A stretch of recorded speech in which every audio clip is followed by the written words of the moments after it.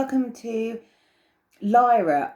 In this video, I'm going to be giving you 5 simple steps on learning how to read tarot cards. This actually kicked off my spiritual awakening when I started to dabble in tarot and I started to read the cards. I found that it came quite easy to me. But I also needed some guidance as well. The main thing is you need to get yourself quite a traditional deck of cards. So I would get yourself the AE weight deck, which are all the pictures and everything are quite straightforward. And I would also get yourself a guidebook on explaining tarot and read that one through first. This will give you descriptions of each card and exactly what they are. There's 78 cards, so it's going to be quite difficult if you try and do it off the top of your head. Now, the first step I would like you to take is to learn a bit about astrology. If you don't know anything about astrology, I wouldn't even start to pick up a deck of tarot cards because you're going to really struggle. You need to know a little bit about astrology. You need to know the 12 zodiac signs. You need to know the dates that they are. I will put all this in my description box to give you a hand. They do actually list them in most of these good books. This one I will list is the Orion Liana Greenaway Guide to Tarot, which I found really, really good. And I will list that below where to get that. I'm sure you can get them on Amazon or any old bookstore. So the reason why you need to know about astrology is because it's very similar to a normal deck of cards. If you've played cards with hearts, diamonds, there's 4 suits and all of them are linked to astrology. And I'll give you a bit of that information. So in each of the zodiac, as you know, there's 12 zodiac signs and they are categorized into elements. So that's air, fire, earth and water. So that's 4 elements and there's 4 suits in the tarot deck. A bit like there is on a normal deck, but instead of being hearts, diamonds, it is pentacles, swords, wands and cups. Now, as you should know if you know about astrology, in each element there are 3 zodiac signs. So I'll give you an example. I'm a Gemini, so I'll give you that example. We are in the air bracket. So in air, within the air bracket, there is Gemini, Aquarius and Libra. And I'll go on to explain a bit later why the suits explain. So we'll talk about the suits now. And so Pentacles is actually, in astrology, I'll show you that one. That's the Page of Pentacles. Pentacles is actually the earth element of astrology, which means that it's quite relatable to things that are like personal possessions, houses, material belongings, and also the elements or the astrological sign of Capricorn, Taurus, and Virgo. That is your pentacles.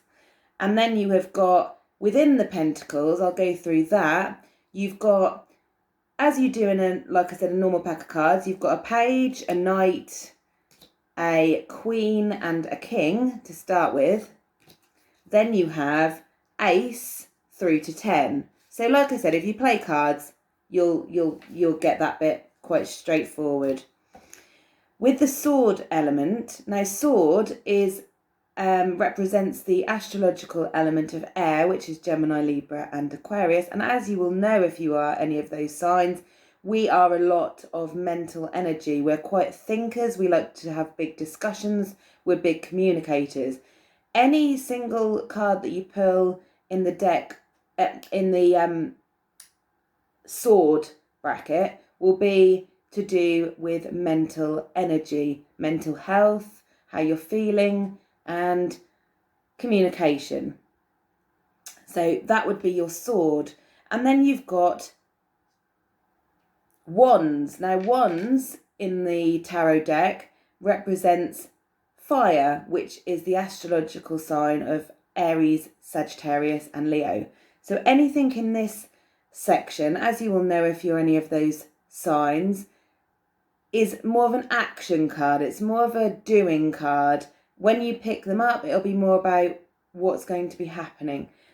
Once you do a reading, you get the general gist of it. All of these elements are what makes up your general day life, and you've got feelings, you've got material possessions, you've got thoughts and communication, you've got action. It's just a general piecing together of somebody's life, which is what you're doing when you are reading for somebody. The cups represents the element of water, which would be Cancer, Cancer, Pisces and Scorpio. And this is also, as you will know if you're one of those signs, they're very much based on their emotions. It's an emotional card. It's about your feelings, how you're feeling about something. Trying to think of anything else. What's happening in your life. So in each deck, like I said, in each suit, you have the page, knight, queen, king, ace, and then 1 to 10. And you've also got pictures, which are very, very useful when you're doing tarot, because they can speak a lot, which is why I would definitely start with a more traditional deck, because you can easily see what's happening. They have these wacky decks and they're really good. When I watch a lot of tarot readers on YouTube, they have some fabulous decks, but they've been doing it probably a number of years. So if I talk to you about what each of these cards generally means, so you've got, I'm going to go with pentacles.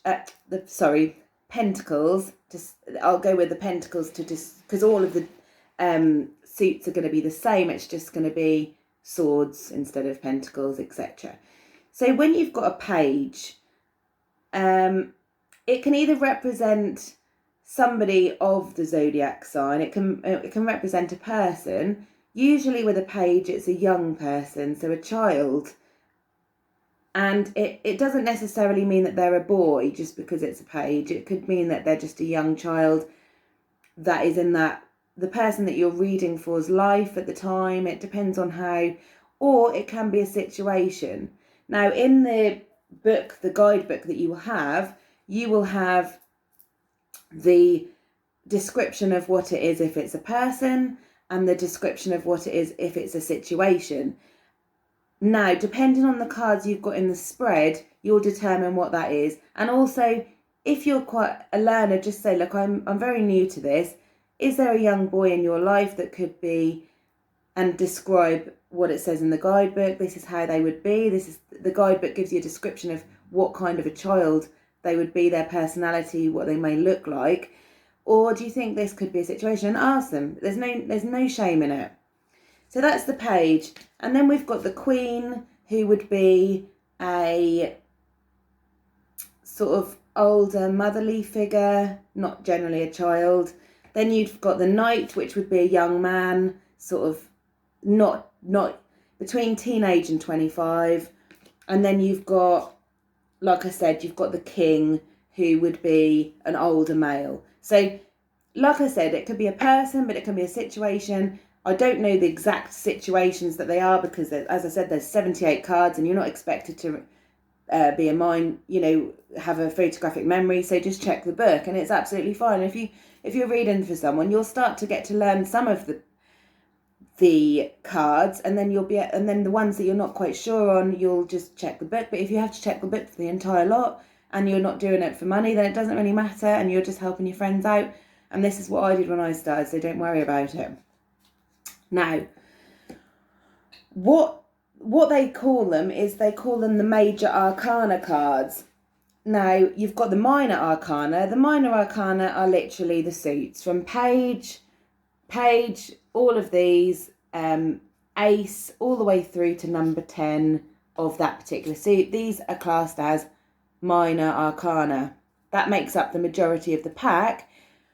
And then you have the major arcana, which are, again, most of them are linked to astrology, which is why you need to know your stuff when it comes to astrology. I'll give you an example. Oh, this happens to be mine. It's a Gemini. It's the Lovers. So the Lovers, well, it's quite obvious when you look at the picture as well that Lovers would mean either a Gemini. It can be timing. It can be a person, or it can also be timing for an event that you may be predicting, depending on the spread. So this is why you need to know about Gemini and also about the dates of Gemini, because if you're trying to predict that someone's going to have a baby in June, then this is going to be a Gemini baby and it's in the month of June. So this card would come up alongside some other cards. So that's why you need to know in your head roughly. I don't mean exactly, because I mean even I don't know exactly. I know it runs from around about the 21st of a month to the 22nd of the following month, but depending on, like I said, I'm going to list that below this video anyway, all the dates. But like I said, you can double check the dates, but with tarot it's a general idea of what's going to happen, not exact. And then you've got some other major arcana, they call them, cards. So you're talking about this one, which is the Devil, for example. That one can talk about, well, sexual energy. It relates to the zodiac sign of Scorpio, so it can be for timing, and it can also mean that you're in a bit of a predicament with your sex life, something like that. But that's general. As I said, read the guidebook. That's absolutely fine. No one will blame you for that when you're only just starting. And I will pick a picture for you and just I'll just pick a random card and I will show you how you can put this all together. I'm sorry, I always do this on my videos because when I do it, I'm doing it on the floor and I get a bit achy halfway through. I will give you a general idea. So I'm just going to pick a random card. So this is the Three of Swords. And this is where you can bring in the whole thing together. So we know that swords are mental energy, they're air element, communication and mental. And we're looking at the picture here. Now, without looking at the book, this could be heartbreak of some sort. It could be an affair somebody may be having or suspicious of. It can sometimes mean that you're brokenhearted over a loss of somebody. Somebody might have died recently, or not just that, a loss of a job, or it's something that you're worrying about, mithering about, heartbroken about. Now, if you look at the card, it's quite obvious that a Three Swords are in the middle of somebody's heart. So it's pretty straightforward when you look at the picture, as opposed to worrying too much about what. And also, it could be that there's three people in a situation, like I said, an affair. That could be that husband and wife. Be careful of predicting certain things. Like I said, if you read from the guidebook, it's better, because then it's not coming from you, because you don't want to tell your friend that her husband's having an affair unnecessarily. They might be, but you've got to be very cautious in your readings.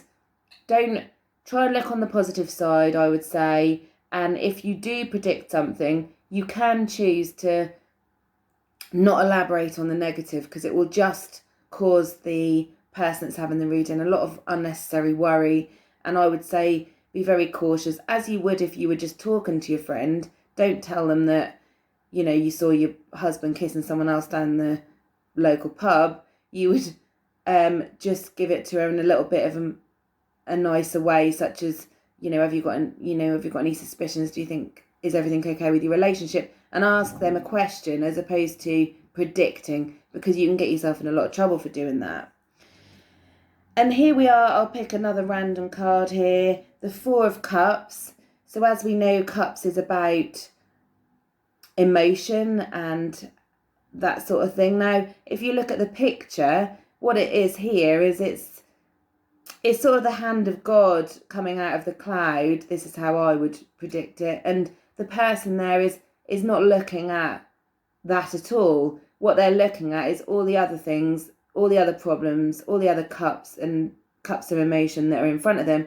And they're ignoring the good blessing that's coming into their life. You see, so you can read it like that. Now, when you're talking about what spread you're going to be using, I would say that sticking to one spread is quite a good idea to begin with. What I did was I picked the 9. Let me see if I can find it in the book. There was lots of spreads in the book when I first started learning, and if I can find them, I don't know whether I can find which section of this book they're in. Anyway, this book had plenty of spreads in the back and what spread I would use. Now I will do it for you so you can see. I did the traditional, well, it's a 9 card spread, so it's 3, 3 and 3 on top of each other. So let me just, I'm doing it with swords, so I'm not really going to give you a decent reading. I'm just going to put 3, 3, 3 above here. Hang on a second. I'm trying to find enough space while I'm doing this video. It's not very easy. 1, 2, 3. Now, when it comes down to how do you shuffle, well, I'd say I'd shuffle like a normal card. It depends how good. A lot of people, you can shuffle like this, or you can do what you do, where you split the card in half and you flick them like this. I'm not very good at that one, actually, to be fair. And these are quite stiff, these cards. You'll realise that. Another superstition is you shouldn't be buying your own deck. Someone else should give you the deck. So I suppose you could ask for one for Christmas, but you want to make sure you get a nice deck, don't you? I mean, this is quite a pretty little deck. It's the traditional, but it's got a little shimmer to it. But yeah, you can just sort of shuffle like this. Now, some people will read the cards reverse. So if they lay down the cards and one of them's flipped upside down, there are a different meaning to a reverse card. I personally won't read them reversed. I read them the right way round, but I make sure before I do a reading that all my deck is the right way round, because obviously if you're a bit of a messy reader, you put them all back in the pack and some of them are upside down. I don't think it's really going to give you an accurate reading. I'd rather put them all the right way up and then shuffle. If one then happens to be reversed, you might think, well, it's reversed, so I'm going to read it because I know that my deck was all the right way up. So this is the reading that I normally do, which I'm going to show you, is the 9 card spread. If this is any good, can you see that? Yeah, like that. Now in here, it's a sort of story, starting off with sort of now, what they're feeling about now, and a little bit about the future. And this one in the middle is always the most important card of that reading. So this one is the Ace of Swords, which is a fabulous card. Aces are a really good card because they're like a new beginning and something good's going to happen. So as you see, you can always get a positive out of here because, quite frankly, there's a few negatives in this reading, as we can see, because there's a lot of sword energy. You can see she's tied up there with her thoughts. And then it seems like a couple of people are coming to rescue her and her situation changes and she's absolutely exhausted. That's how, I haven't even looked at the book, but I think that's roughly, if that was going to be the reading, that's going to be the reading. And then this is a little bit of future, saying that then there's going to be a blessing. Make sure you don't miss the blessing. And it could potentially be a new lover and your emotions are going to be happy, that sort of thing. So although I would also check the book because I'm a little bit of a perfectionist and I would be thinking, I hope I've told them the right thing. This is where your intuition kicks in. If you are a little bit psychic anyway, you'll find this pretty easy. But with me, sometimes the cards can confuse my intuition because I'm like, I hope I'm right. I better check the book because I don't want to tell them the wrong thing. There's nothing wrong with being cautious because you are reading someone's future, or you are sort of, you want to be correct. What I sometimes do is ask the person that's sitting in front of me, what star sign are you? And they'll tell me they're a Gemini. So I'll take out of the deck the Gemini card and I'll place it on the table, a bit like, say, my spirit guides are like, right, we're reading for this Gemini in front of me now. But in my head, I have got a rough idea of the fact that what Geminis are like and everything else. So I'll know, because you'll find that some people are more hard to do a reading for than others because they'll give absolutely nothing away, like a Scorpio, or you'll get someone that will go blah, blah, blah and be talking all the way through your reading. And in the end, you feel like you haven't actually done the reading at all and they've talked over your reading. However it pans out, There's no such thing as a coincidence. It's happening for a reason. They wanted to talk to you. It's kind of like having a therapy session, really, where they get all their the cards are a way of opening up a discussion with sometimes a complete stranger who is definitely having some sort of worry in their life, as we all do, and they've come to a reader to get some clarification. So straight away, you want to try and open them up, and it's like I said, it's more difficult with some astrological signs than others, I would find. Another thing I would say is, how do you pull the cards? Now, a lot of people shuffle until they drop out. I would generally just do a really, really good shuffle, have a few crystals around me, have a little bit of sea salt or a sea salt candle lit. I'd normally have a candle lit because it will also dispel some of the negative energy. But I would generally shuffle very, very well while I was talking to him. And in my head, I'd be saying, right, what have we got for Amy? Or what have we got for whoever the name of the person is? I wouldn't say it out loud, I'd be talking, but in my head I'm again, what have we got for Amy? What have we got for Amy? What have we got for Amy? And then give the cards over, and she can pick 3 at a time, I normally say, because I'm doing a 9 card spread. So I'll do 3, 3 and 3, because picking 9 cards all at one go is a bit overwhelming. Now, really, I could pick the cards on her behalf because it wouldn't really make any difference whatsoever, because I've done readings over Skype, and if the spirit guides know you're doing it for that person, they will give you the cards that are relevant. But if you want to do it and you're in front of someone, to make them feel a bit more interactive, I would say get them to pick their own cards. Sometimes they'll hesitate, sometimes they won't, sometimes a few cards will be sticking a little bit out and they'll pick them, and I always tell them not to think too much, just pick, because the overthinking is not going to help anyone. And then that's about it, really. And that is your 5 simple steps to reading tarot cards. And I hope that helps. And I will see you in the next video.